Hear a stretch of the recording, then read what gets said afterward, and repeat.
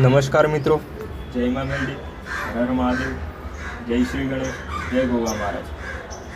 મિત્રો, હું સ્વાગત કરું છું તમારા એક નવા વિડીયોમાં. ઘણા બધા લોકો મને મેસેજ કરતા હોય છે કે તમે મા મેલડીનો કોઈ એવો મંત્ર બતાવો કે જેથી અમે મા મેલડીનું ભજન કરી શકીએ, મા મેલડીના જાપ કરી શકીએ, અમે રોજ મા મેલડીની માળા કરીને તેમને રીઝવી શકીએ. તો મિત્રો, આજના વિડીયોમાં હું તમને મા મેલડીના એવા 4 અથવા 5 મંત્ર કહીશ કે જેથી તમે રોજ મા મેલડીની માળા કરી શકો છો. પહેલાં હું તમને એ જણાવી દઉં કે કયા મંત્ર કરવા જોઈએ અને કયા મંત્ર ના કરવા જોઈએ. મિત્રો, આજે માર્કેટમાં એવી ઘણી બધી પુસ્તકો આવે છે કે જેમાં સાધનાઓ આપેલી હોય છે, જેમ કે મા મેલડીની સાધના, મા મહાકાળીની સાધના, કાળ ભૈરવ દાદાની સાધના, આવી બધી પુસ્તકો આવે છે જેમાં સાબર મંત્રો આપેલા હોય છે. પણ મિત્રો, તમારે કોઈ પણ પુસ્તકમાંથી મંત્ર કરવા ના જોઈએ, કારણ કે સાબર મંત્રો જે હોય છે જે એમાં દેવને દુહાઈ આપેલી હોય છે.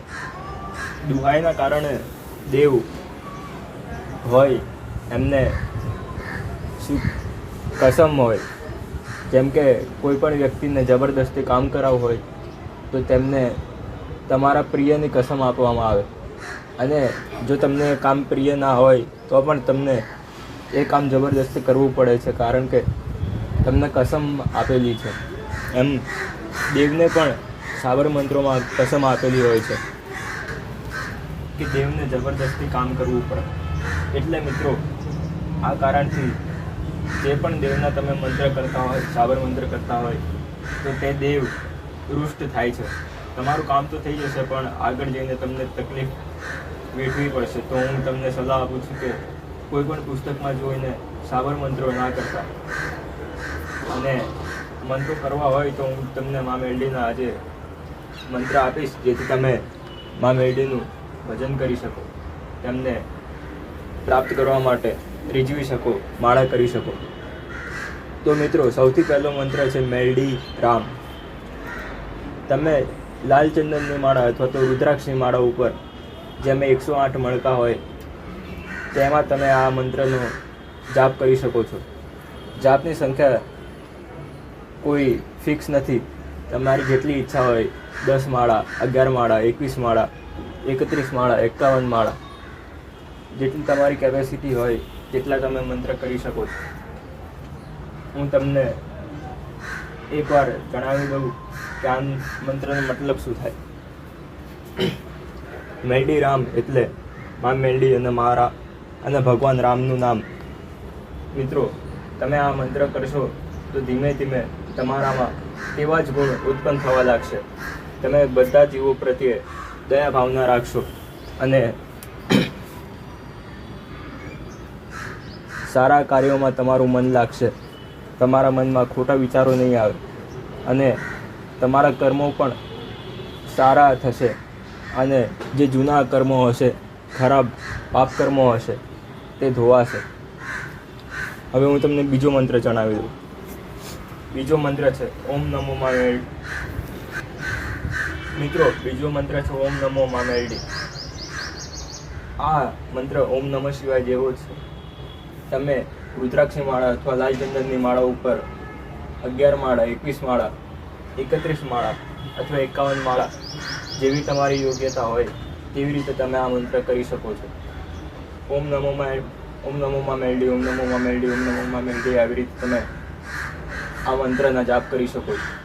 આ મંત્રનો મતલબ એવો થાય છે કે મા મેલડી, હું તમને નમન કરું છું.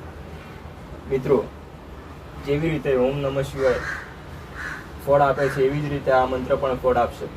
તમારું મન શાંત થશે, માતાજીની ભક્તિમાં તમે એકાગ્રતા પામશો, અને તમારા ઉપર માતાજી ખૂબ કૃપા કરશે. મિત્રો, હું તમને એક વાત જણાવી દઉં કે તમે મંત્ર કરો તો માળ અને ગૌમુખની અંદર રાખીને જાપ કરવા જોઈએ. જેમ આપણે શાસ્ત્રમાં વિધિ છે તેવી રીતે હું તમને સમજાવી દઉં. તમારે એક આસન વિષયને સૌથી પહેલાં આસનને પ્રણામ કરવાનું છે. પછી ધરતી માતાને પણ પ્રણામ કરવાનું છે અને દેવોની આજ્ઞા માનીને કહેવાનું છે કે હે દેવો, હું આસન ઉપર મા મેરડીની ભક્તિ ભજન કરવા માગું છું, તમે અમને આજ્ઞા આપજો અને અમારામાં આ મંત્રની શક્તિ આવે તેવી કૃપા કરજો એમ કહીને તમારે આસન ગ્રહણ કરવાનું છે. અને ત્યારબાદ જે પણ તમે માળા લો એને આંખ અને કાને અડાવી દેવાનું છે. ત્યારબાદ ગૌમુખની અંદર તેને રાખીને તમારે મંત્ર જાપ ચાલુ કરવાના છે. જ્યારે મંત્ર જાપ તમારા પૂર્ણ થાય એટલે મા મેરડીને અરજ કરવાની છે કે અમારા મંત્ર જાપમાં કોઈ ભૂલચૂક થઈ હોય, શબ્દો આગા પાછા થયા હોય તો માતાજી અમને ક્ષમા કરજો અને અમારા ઉપર કૃપા રાખજો. મિત્રો, હવે હું તમને ત્રીજો મંત્ર જણાવી દઉં છું. ત્રીજો મંત્ર છે ઓમ મેરડી મહેશ્વરી નમઃ. મિત્રો, આ મંત્ર પણ ખૂબ અસરકારક છે. આ મંત્રનો અર્થ એવો થાય છે કે હે મા મેરડી, હે મહેશ્વરી દેવી. જેમ મહેશ્વર એટલે મહાદેવ, મહેશ્વરી એટલે યોગ માળા. હે મા મેરડી, હું તમને નમન કરું છું. આ મંત્ર પણ તમે કરશો તો મા મેરડી જરૂરથી પ્રસન્ન થશે.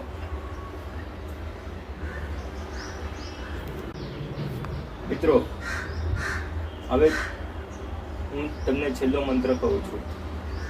જે છેલ્લો મંત્ર છે તે આવી રીતે છે, ઓમ નમઃ મા મેરડી. મિત્રો, આ પણ જે મેં તમને પહેલાં કીધું ઓમ નમો મા મેરડી, એવી રીતે જ આ મંત્ર પણ છે. આમાં નમોની જગ્યા ઓમ નમઃ આવે છે. આમાં આટલો અંતર છે. મિત્રો, આમ તો ઓમ નમો મા મેરડી અને ઓમ નમઃ મા મેરડી બંને મંત્રના ફળ એક જેવા જ છે, પણ તમને જે યોગ્ય લાગે તે મંત્ર તમે કરી શકો છો. મિત્રો, મંત્ર કરતા વખતે તમારે ધ્યાન રાખવું કે કઈ રીતે ઉચ્ચારણ કરવું. ઘણા બધા લોકો મોઢેથી ઉચ્ચારણ કરતા હોય છે, પણ જો તમારે એકાગ્રતા લાવવી હોય તો તમારે આંખો બંધ કરીને પહેલાં તમારા હોઠ હલતા હોય એવી રીતે મંત્ર જાપ કરવા અને ધીમે ધીમે જેમ તમારા મંત્ર જાપ વધતા જાય તેમ હોઠ પણ બંધ કરી દેવા અને ખાલી મનમાં મંત્ર ચાલુ રાખશો તો ધીમે ધીમે તમારી એકાગ્રતા વધતી જશે અને તમારામાં શક્તિ પુંજ વધતો જશે.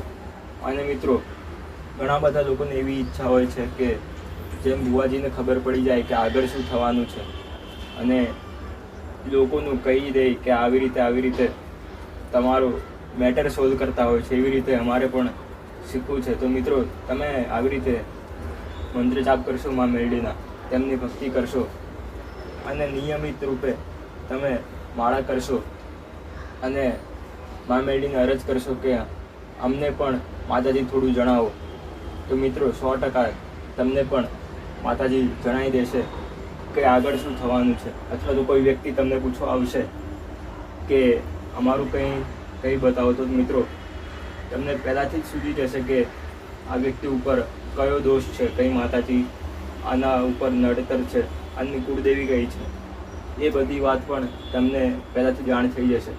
પણ મિત્રો, તમારે નિયમિત રૂપે કોઈ પણ મંત્રનો જાપ કરો, પણ નિયમિત રૂપે આનો જાપ કરવાનો છે અને કોઈ બીજા વ્યક્તિને કહેવાનું નથી કે હું આ મંત્રનો જાપ કરું છું. મંત્ર જેટલો હોય એટલો ગુપ્ત રાખવાનો છે, તો તમને જરૂરથી એવો ફળ મળશે કે તમારે બીજું કંઈ કરવાની જરૂરત જ નહીં પડે. મિત્રો, આજ માટે આટલું જ. મારું બધું જ્ઞાન ગુરુ માતા મા માંકણ્યા ચરણોમાં અર્પણ કરું છું. ઓમ નમઃ પાર્વતી પતિ હર હર મહાદેવ હર.